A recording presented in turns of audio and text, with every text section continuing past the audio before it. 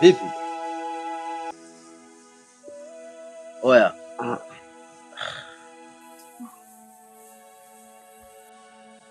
Karibu. Asante. Mbona hivi mzee, vipi? Amna. Niko tu hapa.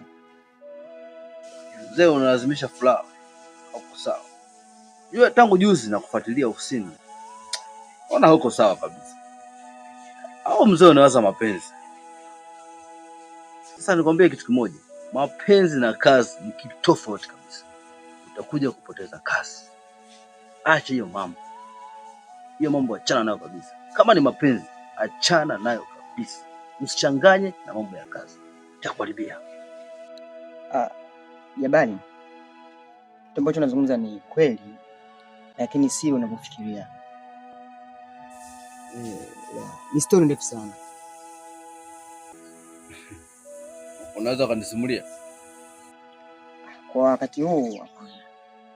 Ila ipo siku nitakuita tuongee. Siku ambayo ndakuwa sawa. Okay, sawa. Acha niendelee na majukumu yangu. Karibu sana. Asante, ila mficha malazi.